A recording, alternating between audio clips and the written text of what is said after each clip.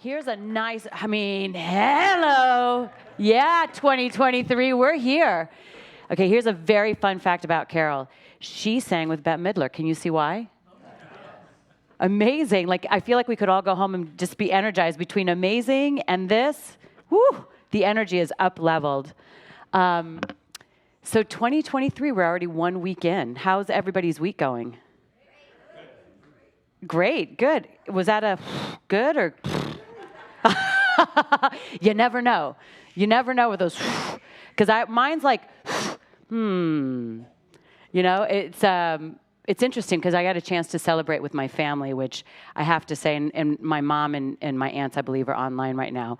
And I love when I get the chance to go home. I was home with my kids. We went for Christmas to celebrate in San Antonio, and that was lovely. We hadn't been back since the pandemic. So it was lovely to get a chance to hang out with family. And then they left to Miami, and where I had to really try to celebrate is the fact that I spent 10 hours at the airport in Dallas to get home.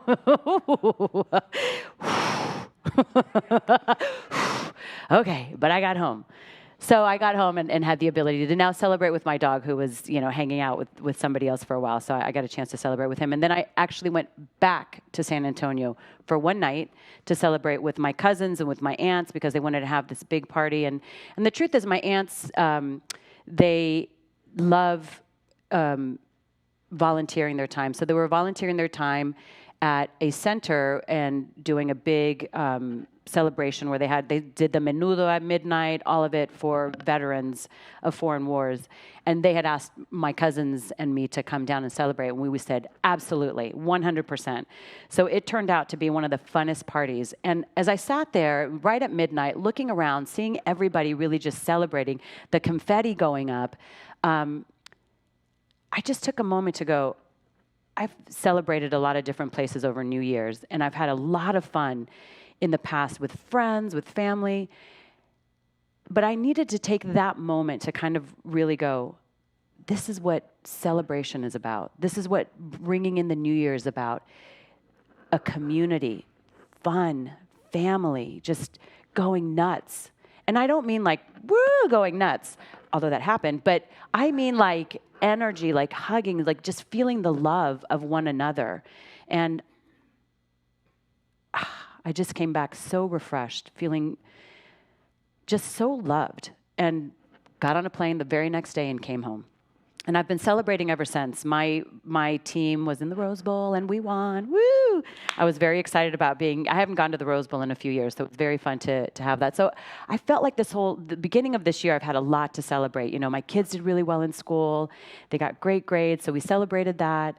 And, like I said, the Rose Bowl we won, being home, so much to celebrate, and having an exciting week. And then on Friday, I submitted a piece. And it got accepted, and it was posted online. And I looked it up, and there was a very scathing review about my piece. And I have to tell you, that just kind of like, oh. And I thought, oh, wow, this is an interesting way to start 2023. And it wasn't so much what this anonymous person wrote about my piece. It was, I started to ask myself the question of, why am I having this reaction to it? It's very interesting, And so just as I had read the scathing remark, my kids come up, and we love watching TV, especially on Friday. They had just come back from their dads, and so it's kind of nice to just hang out on the couch and watch TV. And so they said, hey, let's watch this show that we haven't watched in a while. Okay, fine. So I'm sitting in my head sort of mulling what's happened, right?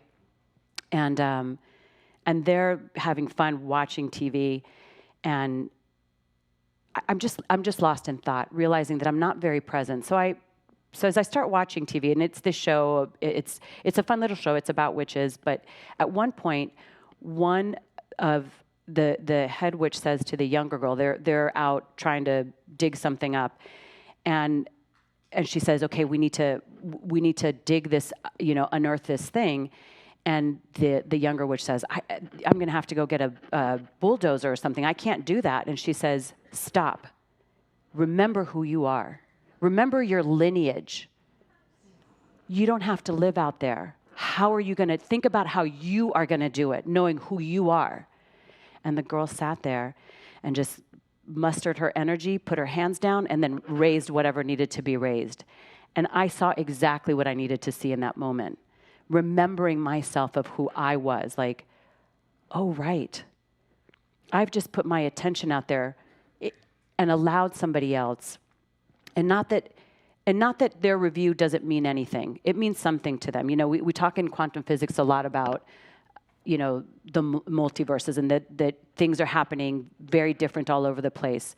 And this was a perfect example for me, because what's true is that I submitted this piece that I liked, and in someone else's world, it's occurring where they didn't like it. So my piece is occurring very differently in two different worlds, but it's true in both worlds, right?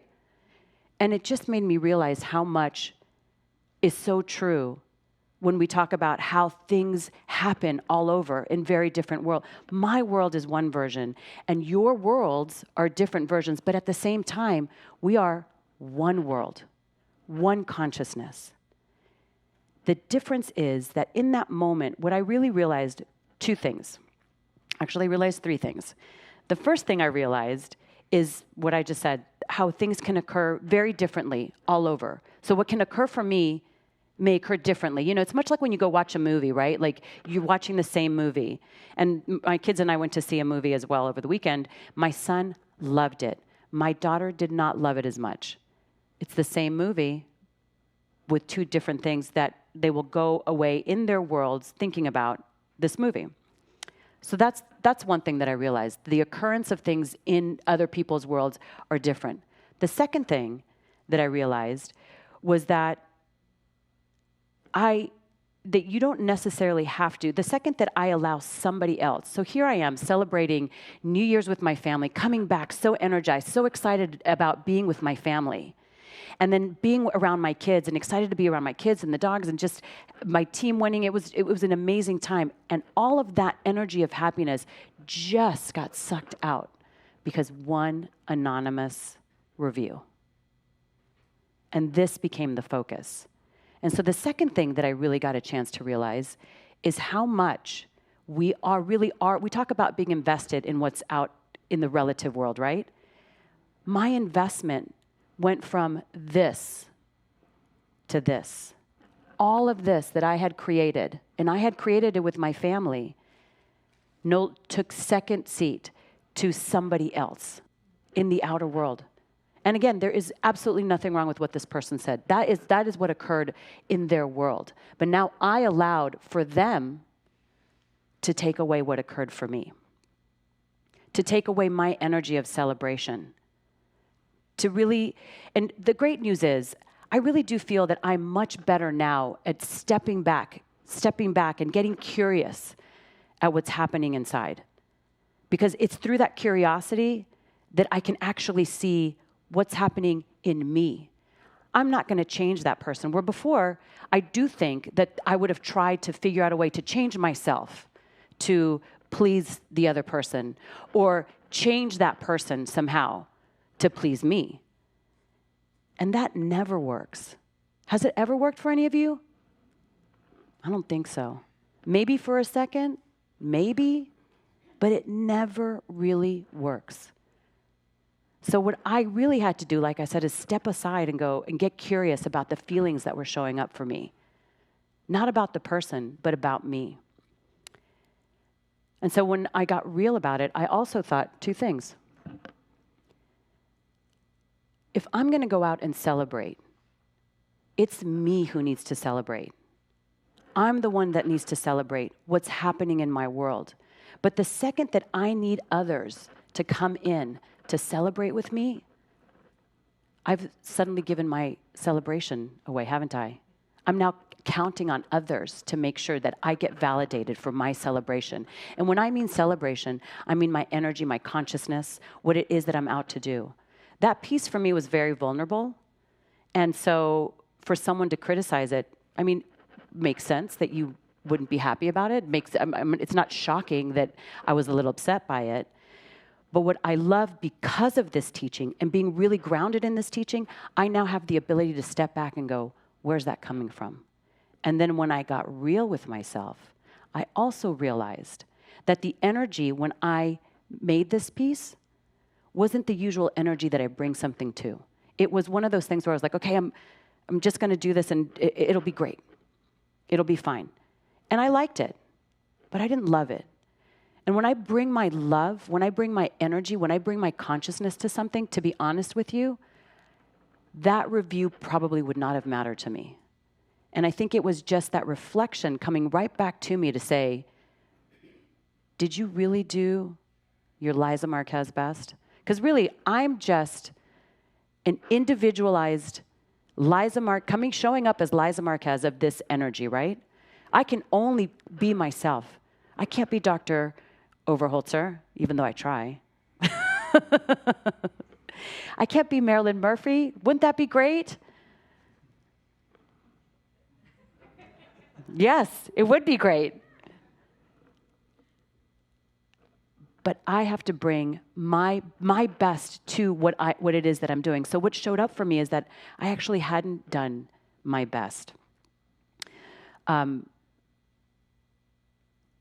It made me realize something when I'm doing CPR with Dr. James, and something that he said a couple of days ago is to write down, I am awake, I am aware. And do we have that slide? Do I have the clicker? Oh, Mike can get it. I am awake and I am aware. So one thing that he asked us to do in CPR is to write down somewhere, I am awake, so that we're constantly reminded that I am awake. And I added the I am aware because when I am awake, I am aware. And when I was awake to what was happening within me, I was able to be aware of where that was coming from and why that was there. You know, a lot of what we're doing in CPR, and always in these classes and when we're coming here, is really digging up those old core beliefs that don't serve us anymore, right? But in order to know what they are, I mean, it's funny to me. We talk about like, oh, just don't think that anymore, or replace that thought, or replace that belief. I'm not sure that it's always that simple. Saying something like that to me is like trying to play hide and go seek with a core belief that you don't like in an empty room where you're just faced backwards. You know, it's still there and it sees you. So you can pretend it's not there, but it's there. And the second that you really turn around to take a look at it, you're left with those feelings, right? Like you're aware of the feelings that are happening inside. And usually those feelings are very uncomfortable, aren't they? Like they don't feel good. You're kind of sitting in it, in that minutia. And one thing that I realized about feeling uncomfortable, or two things actually that I realized, I'm realizing a lot of two-thingers right now, it seems like. Two things that I did realize about being uncomfortable is, one, we try to really numb out from it, right? We try shopping or drinking or pharmaceuticals or whatever. And I'm not trying to say that pharmaceuticals are bad by any means, but there's a reason that big pharma is so big right now, you know?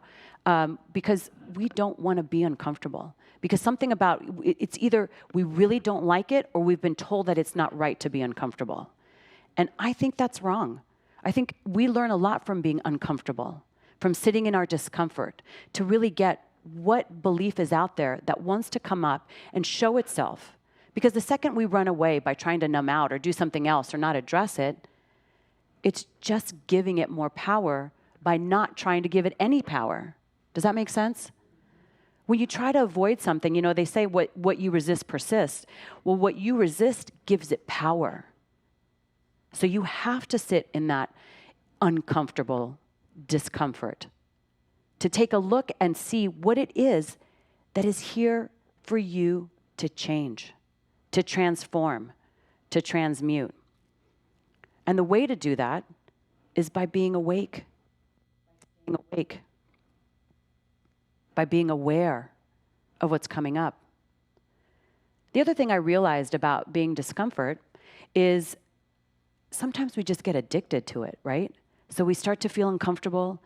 Something comes up. For instance, for me, this review. This review comes up, and all of a sudden, I did find myself a little bit going down a rabbit hole of all the other things that I had not done well. I mean, I was in high school for like a heartbeat. I haven't been in high school in a while, believe it or not. But I was spiraling down to like, and all of a sudden I'm like, where am I going? And again, I'm grateful to be in a place where I actually can be aware a lot faster. And I would love it if I could be aware. Wait, hold on. There we go. In the snap of a finger. But at least I'm conscious enough to take a step back, to remind myself to be aware, to remind myself to be awake to what's coming up. So the title of my talk today is, Why Wait to Celebrate? Isn't that hilarious? I love this. Dr. Lori and I were talking about it, and we're like, oh my God, I wanted something different, and then the skeleton showed up. I'm like, this is perfect. Why wait to celebrate? So I thought about what I was going through as far as this scathing article and sitting in this icky, uncomfortable feeling and seeing this show and remembering who I am and having that opportunity to go, this is a seed that's being planted for me to celebrate. Celebrate in this moment, that icky moment of like, oh, I don't like it. But you know what? That leads to something bigger. And in that moment, if I can celebrate, not have to wait until I'm like, oh, I'm done with that. I'm so glad. Start the celebration now. And believe me, I'm all about celebrating. You know, we talked about fun a couple months ago. And for me, fun is feeling unlimited now. I don't know if you guys remember that, but feeling unlimited now. That's part of what celebrating now is. Why wait to celebrate? Feel your unlimited power now. Feel that you're aware and awake enough to change any circumstance that's around you. I mean, that's the reason we come here, right? We come on Sundays to be reminded of who we are. We go to classes. We talk to community. That's why, for me, community is so important. That's why, for me, family is so important, because it's remembering that energy that is within. I have a quote from Rumi on my phone because my iPad died. But I love this. He says, in this oneness, when we search for oneness, when we search for who we are, he says, I searched for God and found only myself. I searched for myself and found only God. And that's the truth, isn't it? When you really start searching for yourself, when you really start digging in, when you allow yourself to be in that space, even if it's icky, even if it's something that you don't want to experience, when you search, when you excavate, as Liza likes to say, and you really look deep inside, you find God. And at that same moment, God finds you. And I'll leave you with this last thing. Until further notice, celebrate everything. Until, and I know Dr. James said on CPR to not use the word until, so Dr. James, I will use it one more time, I promise. But until further notice, celebrate everything. Namaste.